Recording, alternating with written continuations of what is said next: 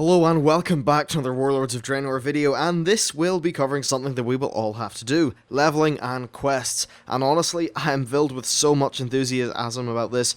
It's just great. So, let's talk about leveling first. The 10 level system is back. They wanted to make leveling feel exciting and have a little bit more scale in terms of the number of zones and the scope of zones, so it's really going to be hopefully dialed up from what it was in Mists of Pandaria.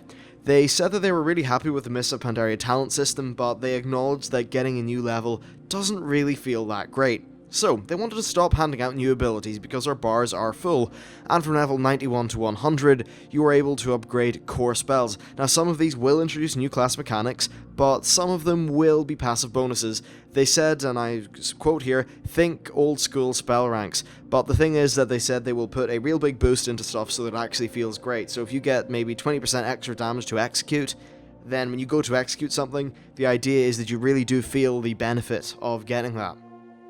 So hopefully they're going to make level 91 to 100 feel nice in terms of the power deltas you get from level to level, in terms of just, I suppose, enhancing your current abilities. Now they said that we shouldn't really expect a ton of class changes overall. I think this is a good thing. It's really time to just start kind of solidifying the classes we have, maybe getting rid of a little bit of ability bloat. At the end of the day, adding more and more buttons, I don't think it's really the way to do it. I think a great way is to augment and enhance our current abilities to really make them feel new, special, and unique. So some sample leveling rewards are for Holy. As an example would be your chakra cooldown being 15 seconds, or for Shadow, say you bank 2 extra Shadow Orbs, or something like that. Basically, it's a whole bunch of cool little items, or not little items, little enhancements. There was some more they showed on the screen, but honestly, I didn't have enough time to write them down. Anyway, so let's move on to quests, and this is actually one of the things I'm really excited about. So they're going to be highlighting key quests and things like that on the quest UI, and while on your map you will find a guide to all the key stories of the zone. So what this will do is it will help you kind of plan your progress through the zone, and you'll see, oh well, I'm halfway through the story of this place, and I think that's pretty cool. Now on the way you will also find optional quest content. Now when I say optional, I mean it's in the old kind of, I suppose, like the Northrend style of when you go to a hub, you'll find a bunch of quests at it, and sure, like the main story of the zone will take you through that hub, but whether you do those quests or not, completely optional. I think this is really cool.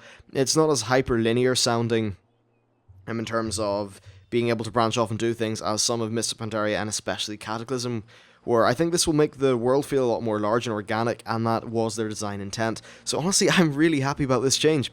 Now, if you are near the end of a zone with way too much XP, you can just choose to only do the story quest. That means that you still get all the story, and you don't mess up the amount of XP you have. They also said that there's going to be a whole bunch of dynamic events and treasures, like in the Timeless Isles, but really ramped up to 11 and done in a way that just makes way more sense.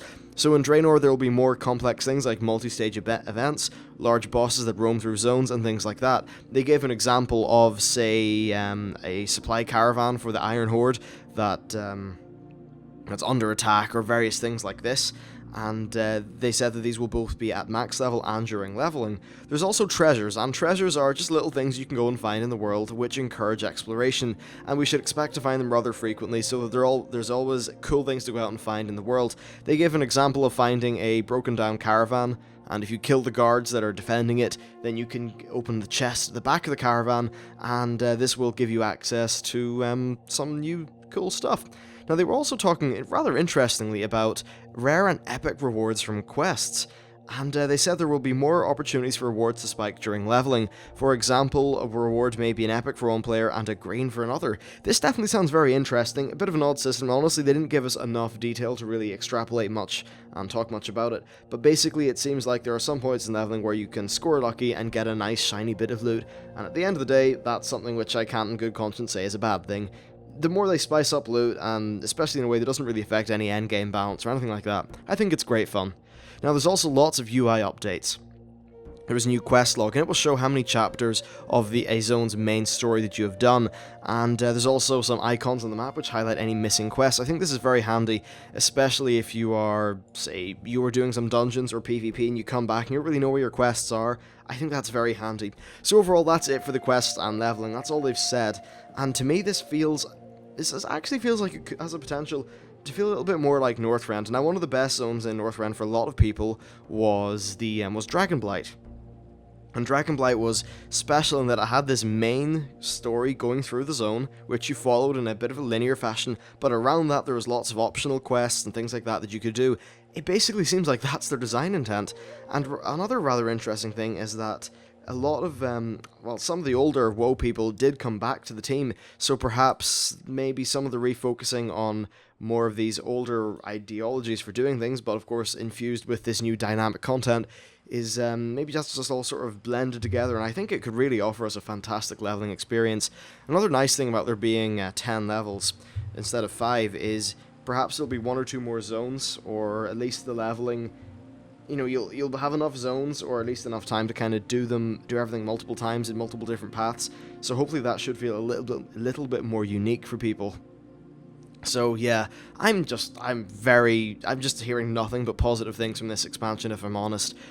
So yeah, that's it for this video. I hope you enjoyed it. If you have any comments, please leave them, because it's always great to have a chat. And stay tuned to the channel for all of the latest Blizzcon content. While the con may be over very soon, the videos will not stop. I have so much material to cover. I mean, hell, this is only me getting to the systems panel. I need to get through the Q&A, there's a few developer interviews, and then there's all of Blizzard's other fantastic games that I have to get to. So there really will be just so much content on the channel. Anyway, that's it for now. Thank you for watching, and I'll see you next time.